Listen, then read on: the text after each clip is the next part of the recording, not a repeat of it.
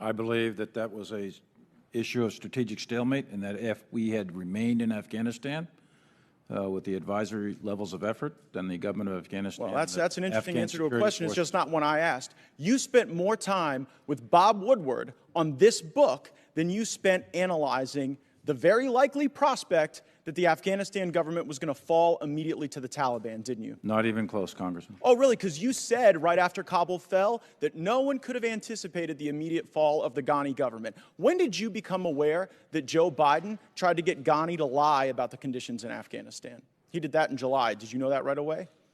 I'm not aware of what President Biden. You're not aware of the lying or- phone call that Biden had with Ghani where he said, whether it is true or not, we want you to go out there and paint a rosy picture of what's going on in Afghanistan. You're the chief military advisor to the president. You said that the Taliban was not going to defeat the government of Afghanistan militarily, which, by the way, they cut through them like a hot knife through butter. And then the president tries to get Ghani to lie. When did you become aware of that attempt? Well, there's two things there, Congressman, if I may. One is what I said was the situation was stalemate, and if we kept advisors with there, the government of Afghanistan and the Army would have still been there. That's what I said. Whether that's right or wrong, I don't know. But it seems wrong now with well, the Taliban in we control. withdrew I all have a the question we for withdrew all the Secretary advice. Austin. Secretary Austin, are you capable of assessing whether another has the will to fight? No, we're not, and that's the point that the chairman made earlier. So. That's just like an incredibly disappointing thing for the Secretary of Defense to simply say, I can't assess whether someone has the will to fight. But it is consistent with your record. I mean, during the Obama administration, I think they gave you about $48 million to go train up some folks in Syria to go take on the Assad government. And I think your testimony was that only 4 or 5 survived first contact with the enemy.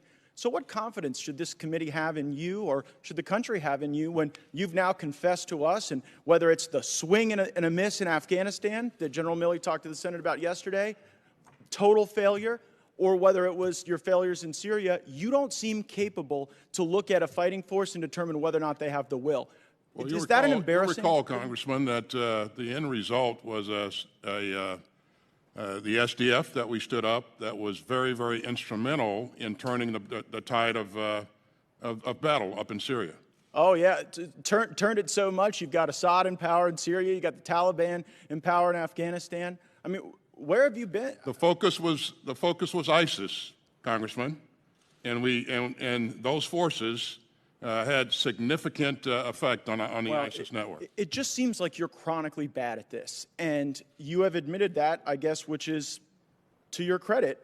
But you know, when people in the military, like Lieutenant Colonel Stuart Scheller, stand up and demand accountability, when they say that you all screwed up, when they point out that General Milley's statement that that the government of Afghanistan is not going to get defeated by the Taliban, well, he ends up in the brig, and you all end up in front of us, and your former employer Raytheon ends up with a lot of money, and we have poured cash and blood and credibility into a Ghani government that was a mirage. It fell immediately. And while the guy sitting next to you was off, talking to Phil Rucker and was off doing his thing with Bob Woodward, we were buying into the big lie.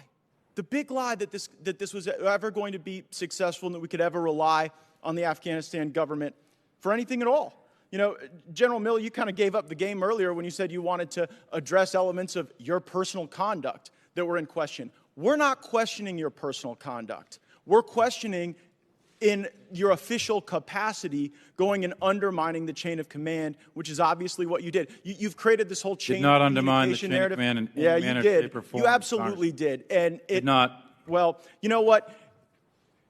You said yesterday that you weren't going to resign when senators asked you this question. And I believe that you guys probably won't resign. You seem to be very happy failing up over there. But if we didn't have a president that was so addled, you all would be fired, because that is what you deserve. You have let down the people who wear the uniform in my district and all around this country, and you're far more interested in what your perception is and how people think about you in Insider Washington books than you care about winning, which this group seems incapable of doing. Ms. Houlihan is recognized.